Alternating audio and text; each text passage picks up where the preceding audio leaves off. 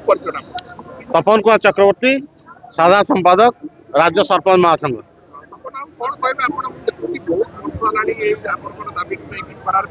देखु आम विगत सरकार आपण देखी बहु बार राजरास्ता को आसीचु आमर विभिन्न प्रकार दाबी नहीं आम उपस्थापन करूँ। गत सरकार आमर केतोट दाबी समाधान करा आउ केतोट दाबी आमर जो रही आम आज आमर नूतन सरकार श्रीयुत मोहन चरण माझी सरकार को आम आमर 7 दफा दाबी प्रदान करूँ। आज से जो दाबीर मुख्य दाबी प्रसंग रही अनास्था प्रस्ताव जो सरपंच मान मध्य जो राजनीति आक्रोश भाव रखी अनास्थार अनास्था अणा तुरंत बंद करा कमी भाव में जिते सरपंच गोटे साधारण भाव में मौलिक समस्या समाधान करने तृणमूल स्तर में लोकों समस्या समाधान करने दिन राति गहर कम करें जो से प्रत्यक्ष भाव सीधा सड़क भाव में लोक मान निर्वाचित होता है किंतु वार्ड मेंबर माने अनास्था प्रस्ताव निलंबित कर बड़ दुखर विषय। आजिकल देखिए आपण देखिए राजनीति परिभाषा बदली गला विधायक माने विभिन्न स्तर में हो उपरस्थ राजनीतिक लोक माने राजनीति आक्रोशमूलक भाव रखी वार्ड मेंबर को लगे सरपंच मान अनास्था प्रस्ताव आनी जो अत्यंत दुखद घटना तेणु आम विषय प्रस्ताव रखी आउ एवं सरकार स्वागत करूँ गोटे कार्यक्रम हाथ को नहीं विकसित गाँ विकसित ओडिशा निश्चित भाव में स्वागत करूँ किंतु जो विकास कथा कहते गाँव विकास कथा कहते ग्राम पंचायत विकास कथा कहते ग्राम पंचायत को गुरुत्व देवार आवश्यकता रही तो आम कहूँ तार जो अनुदान राशि ग्राम पंचायत स्तर को ग्राम पंचायत दि जाऊ ग्राम पंचायत कार्यकारी कर तत्सहित आम आउ के गोटे दाबी सरपंच भाई बहन मान गोटे पेंशन लागू करने एवं जो विशेषकर जो आम पंचायत जहाँ अनुदान राशि आसी था केंद्र सरकार राज्य सरकार से अनुदान राशि आम गोटे बड़ भाग से इलेक्ट्रिक विद्युत देय आम चली जाए आम बर्तमान डिमांड करूँ सरकार को से देयटा संपूर्ण भाव में सरकार नियंतु हाथ को नियंतु एवं जहाँद्वारा कि पंचायत किसी आउ किसी कम करने से फंड यूटिलाइज करें। धन्यवाद। कार्यकारी सभापति सरपंच महासंघ ओडिशा। देखु विगत दिन में राज्य सरपंच महासंघ सरकार को दाबी पत्र दे 22 दिन रैली करी आमे किछि दाबी पूरण कर पारिथिलु सरकार आमको देइथिले किंतु आमर मुख्य दाबी थिला अनास्था प्रस्ताव उच्छेद कारण आमे प्रत्यक्ष भाव में पंचायत भोटर द्वारा निर्वाचित होचु किंतु किछि वार्ड मेंबर आक्रोशमूलक भाव में अनास्था प्रस्ताव आनी सरपंच को पदच्युत करवा यह गणतंत्र पद्धति रे आम मतरे ठीक नहीं तेणु आम राज्य महासंघ आमर मुख्य दाबी है जे आमको ए अनास्था प्रस्ताव उच्छेद करा जाऊ। द्वितीयतः वर्तमान आमर जो विकसित गाँ विकसित ओडिशा मोहन सरकार जो कार्यक्रम चली समस्त कहते पंचायत को कोटी कोटी टंका आसब किंतु वास्तव में ताहा कार्यकारिता ब्लॉक प्रशासन करुच्ची तेणु सेटा गोटे आमर द्वितीय दाबी रहा। तृतीय आपण देखु सांसद ठार आपणकर आपण विधायक माने समस्ते पेंशन पाँच आम सरपंच मान दाबी है जे गोटे पोस्ट रही 5 वर्ष पर एम किसी जहाँ भी हो सरकार गोटे आमको गोटे अवसरकालीन भत्ता देवाई आम सरकार को दाबी रखुचु। द्वितीय आमर मुख्य जो सब समस्या रोचे पंचायत रे आपण आम जानिक दुखित हे जे भारत सरकार पंचायत विभाग द्वारा 2023-24 गोटे सर्वे होता all India institute of administration जहाँ से क्षमता हस्तांतर रे ओडिशा 13 नंबर रे अच्छी एटे दुखर कथा आपण कर्णाटक आपणकर केरल ए सब राज्य माने टॉप रे अछंती जदि आम ग्रामांचल उन्नति करने चाहूँ से मुख्यमंत्री आमर गोटे सरपंच से जानी थे जे गोटे सरपंच पंचायत कौन सब भूमिका रोचे आम दाबी करुचु जे से ये सब दाबी गुड़ाक आम 7 दफा दाबी जो अच्छी विचार करी से आमको ये सब दाबी को पुंखानुपुंख विचार करी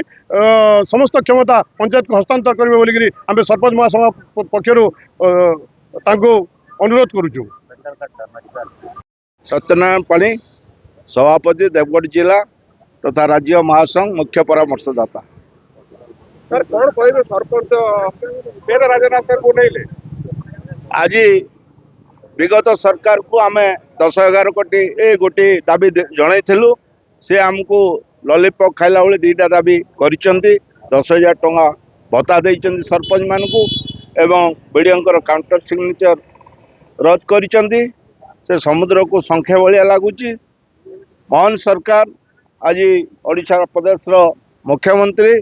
मोहन बाबू जेहेतु सरपंच टे थिले से जानी सरपंच मान दरद कौन कष्ट कौन कहीं आज दिन में आपण मैंने देखुं पॉलिटिकलाइज करी सीधा सड़क भाव में सरपंच टे निर्वाचित होकर आसी किंतु ताको 10-11 वार्ड मेंबर चाहिए ताको अनास्था प्रस्ताव कर ये जहाँ को रागिला ये जहाँ को कला मु कहूना जे सरपंच दुर्नीति कर सरपंच टे ठकी भंडिक खाइब ताले जिलापाल अच्छा विभाग मंत्री अच्छा से एक्शन ने आम किसी कहबार ना किंतु आमे दाबी करूँ जे सरपंच ग्रासरूट जो आसी से अवसरकालीन भत्ताटे दरकार एवं जहाँ आम ग्राम सभा पास करके दौर प्रोजेक्ट करके समस्त सरपंच ओडिशा प्रदेश दौरान से ब्लॉक को दौरान किंतु पंचायत विकास नहले राज्यर विकास हो पारनी जिलार विकास हो पारनी तेणुक आम दाबी जनाऊँ जेभली भाव आपण मानकर एमपी एमएलए अवसरकालीन भत्ता पाँच सरपंच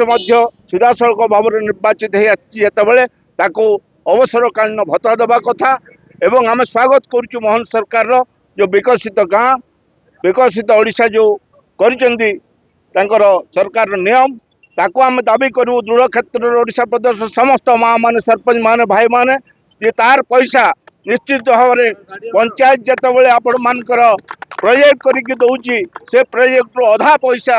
आम पंचायत को देवा सुनिश्चित करा जाऊ एवं आमर एमपी एमएलए माने जो भाव में निजस्व पांठि पाँच 3 कोटी 5 कोटी जी गोटे विधायक हलाणी से गोटे सरपंच ग्राम तल स्तर में से गोटे पोखरी कर रास्ता टे कर क्या घर टे युद्धकालीन भितर दे पारुनी तेणुक मु निवेदन करी मोहन सरकार को शांतिपूर्ण भाव में आम कौन से सरकार अगेंस्ट ना आम समस्त सरपंच दाबी करुचु किछि टंका आमको निजस्व पांठि हिसाब से सरपंच को देले कि सरपंच माटी को देले से निश्चित भाव में पंचायत विकास कर पंचायत विकास हेले जिलार विकास हम जिलार विकास हेले राज्यर निश्चित भाव विकास हम ये हूँ आमर मोहन सरकार को दाबी एवं मोहन बाबू जो सरपंच टेरू आसी आज मुख्यमंत्री हेले ओडिशा प्रदेश से सरपंच कष्ट उद्दीपना जानीपे निश्चित भाव में मु आशा रखी मोहन सरकार पाखे कि आमर अनुरोध आमर निवेदन ओडिशा प्रदेश समस्त सरपंच मानकर से दाबी को निश्चित भाव में से पूरण कर आशा करुँच विश्वास रखुची सरपंच माँ मानकर भाई मानकर तरफ आशा रखुची से निश्चित भाव में से कार्यक्रम को से हाथ को नेबे आउ ओडिशा प्रदेश विकास करेंगे। धन्यवाद। दफा दाबी थिला सेथि मध्यरु पूर्व सरकार आमर 4 गुण रु अधिका आमर भत्ता प्रदान करबार व्यवस्था कले से आम पूर्व सरकार को आज निश्चित भाव धन्यवाद अर्पण करूँ। तत्संगे संगे वीडियो मानकर जो काउंटर साइन थिला ताहा मध्य उठाइले सेथि मध्यरु अनेक दाबी आमर आज पर्यंत बाकी रही जाइछि तेणु आज आम समस्ते राज्य सरपंच संघ एकता होई आज आम रास्ता को आसी धारणा दे दाबी पत्र प्रदान करबार सुजोग पाइछु बाध्य होइछु एणु आगामी दिन रे जेपरि आज विधायक मानकर पांठि 3 कोटी रु 5 कोटी को पहुंची जाइछि ठीक सही परि आमर मोहन सरकार मध्य सरपंच मानकर मध्य पांठि किछि निश्चित भावे रखिबे सरकार रे बोली आम आशा और विश्वास रखीचु। धन्यवाद समस्त को। राज्य सरपंच संघ जिंदाबाद। मैं सुशील कुमार गुरु चौंगरिया सरपंच तथा कपड़ाखोल ब्लॉक सभापति तथा कौशलराज मुक्ति मोर्चार आवाहक। देखुन गत थर आंदोलन गोटे मास धरिकी होता से नवीन गवर्नमेंट को चैलेंज कराइला जदि भी आम जीति नहीं पार बोले आम हर पार्बार लगे आम सक्षम हेमु जदि आम दाबी जदि पूरण नहीं बोलिक आम दाबी रखीलु किंतु सरकार किसी दाबी पूरण नहीं कले गोटे कि दुईटा के छाड़देले आनेस्टा दाबी रहीगला तो निश्चित भाव सरकार निजे बुझी पारे जे सरपंच के छाड़ी से मैंने निज सरकार के हरईदेले तो आज आम मोहन सरकार के आम दाबी रखुचु जदि आगामी दिन में ये आमर अनास्था प्रस्ताव उठवारटा किंबा अर्थ कमिशन पैसा टोटाल सीधा सड़क पंचायत के देवारटा किंबा आमर ये विकसित ग्राम विकसित ओडिशार सबू पैसा पंचायत के देवारटा जदि सरकार नहीं नेबे बोले आगामी दिन में बहुत जन आंदोलन हवा আর দরকার পড়লে পশ্চিম ওড়িশার যেন কৌশল আন্দোলন চালিছে নিশ্চিত ভাবে এটা দেশ আমার এই রাজ্য বিভাজন লাগে নিশ্চিত ভাবে এটা গোটে খুরাক জবাব বলে মুই আজ চেতাবনী দেଉଛି। नमस्कार आमे जयपाटना ब्लॉक कलाहांडी जयपाटना रु इप्सिता पंडा मंगलपुर पंचायत रु आसचु इटा पढ़ी दिसु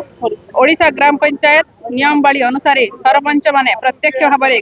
ग्राम पंचायत रो भोटर मानक द्वारा 5 वर्ष पय निर्वाचित होई थांती किंतु दुखर विषय ओडिशा ग्राम पंचायत एसीटी 1964 सेकेंड 24 अनुसार 2.5 वर्ष पर ग्राम पंचायत वार्ड सभ्य सभ्यांक द्वारा सरपंचक विरोध में अनस्त प्रस्ताव आगत करिवार नियम रही। एही नियम बଳରେ सरपंच माने आक्रोशर शिकार होई ग्राम पंचायत वार्ड सभ्य सभ्यांक द्वारा पदच्युत होउछंती। वर्तमान स्तरीय पंचायत राज्य व्यवस्था रे अनेक नियम रे सुधारी आसीथिबा बेले गणतंत्र विरोधी उक्त नियम को जनमत को सम्मान जणाई यथा शीघ्र उच्छेद करा जाऊ। वर्तमान राज्य सरकार नूतन योजना विकासित गाँ विकासित ओडिशा को राज्य सरपंच महासंघ ओडिशा स्वागत करुअछि। एहा द्वारा ओडिशार ग्रामांचल उन्नति हेबो बोली आशा रखिछु। स्तरीय पंचायत राज व्यवस्था रे जिला परिषद पंचायत समिति और ग्राम पंचायत प्रमुख भूमिका रही अछि।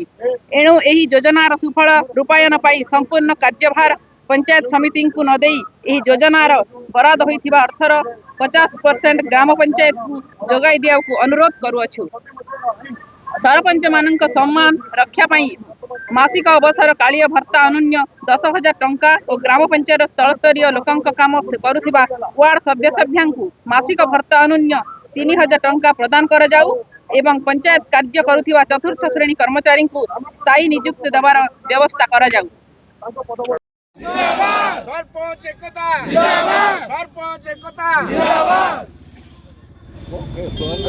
सरपंच महासंघ जिंदाबाद सरपंच महासंघ जिंदाबाद सरपंच एकता जिंदाबाद सरपंच एकता जिंदाबाद पंचायत को 63तम संविधान देदिबा अधिकार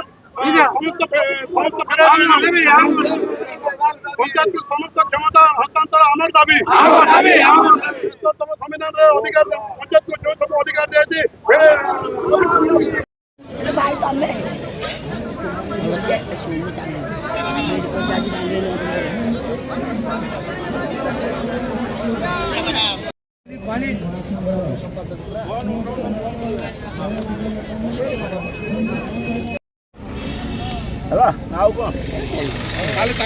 पार ହେଇକିରି ବାଧ୍ୟ ହେଇକି ରାସ୍ତା ରାସ୍ତାକୁ ଆସିଛୁ।